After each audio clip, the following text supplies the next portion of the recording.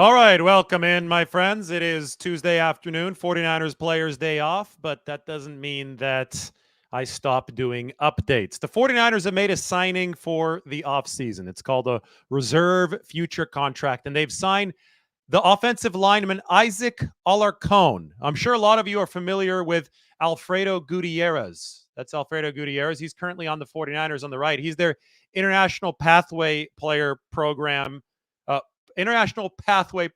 player from Mexico. Well, one of Alfredo's good friends is Isaac Alarcón, who the 49ers just signed for next season on the left. They played college football in Mexico together in the city of Monterrey.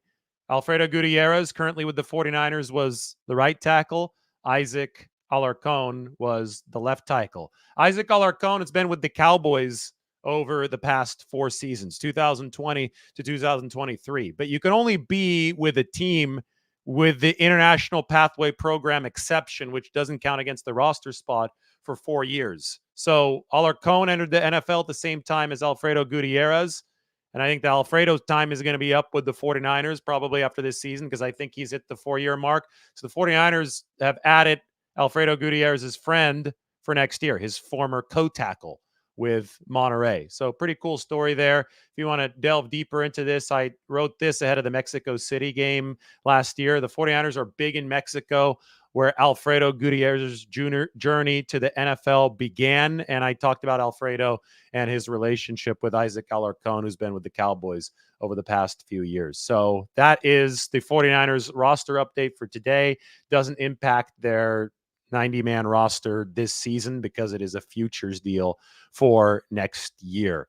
More news for the 49ers. Brian Griese, their quarterbacks coach, and Klint Kubiak, who is their pass game coordinator, reportedly interviewed for the Saints offensive coordinator position today. So the 49ers staffers remain in demand. That's what you expect when your staffers do a good job. And especially Brian Griese is quite the resume over 2 seasons with the 49ers. Obviously, Brock Purdy is on his credit list, but Jimmy Garoppolo also played a really good stretch of football under Brian Griese. Sam Darnold has developed in a way that the 49ers really like, has turned his career around under Brian Griese. And even Trey Lance, even though he's no longer with the 49ers, Trey, they threw a lot at him. They made him adapt to the Brock Purdy under center offense this past offseason.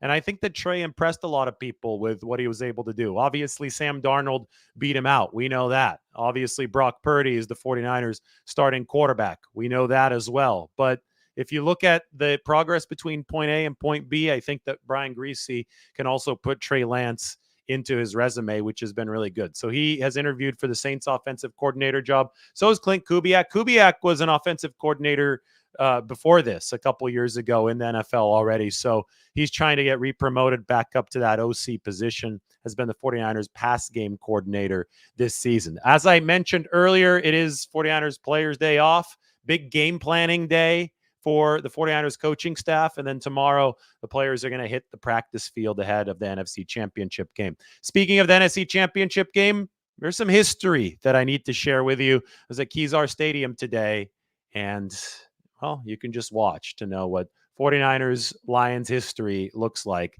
in terms of Detroit's trips to the Bay Area at this time of the year. The tunnel in the middle of San Francisco is famous in 49ers Lions history. I'm at Kezar Stadium, Golden Gate Park, the original home of the San Francisco 49ers and the site of their 1957 playoff classic against the Lions. Wyatt Tittle threw 3 touchdown passes in the first half, so the 49ers were up big. They're up so big that they actually taunted the Lions through the very thin drywall and air ducts that separated the 2 locker rooms in the building right above me, Kezar Pavilion. George Wilson, who was Detroit's coach, actually told his team, "I had a halftime motivational speech ready, but I don't think I need to give it to you because you just heard what the 49ers think of you." At that point, both the 49ers and the Lions returned from Kezar Pavilion through the tunnel together, and the 49ers continued taunting the Lions on the way. But the 49ers would grow to regret that over the second half of the game. That's because the Lions erased a 20-point deficit, won 31-27, and advanced to the NFL Championship game, which they would also win. To date, that remains Detroit's only NFL championship. But even crazier is this. To date, that remains Detroit's most recent road playoff win. That's right, Detroit's most recent road playoff win happened here in San Francisco, Golden Gate Park, Kezar Stadium. Over 60 years later, the Lions will return to the Bay Area to play the 49ers in this weekend's NFC Championship. We can actually finish our dig into 49ers-Lions playoff history here at Kezar. These seats used to be in Candlestick Park, the 49ers' other former home, and the site of the second of two playoff games between the 49ers and the Lions so far.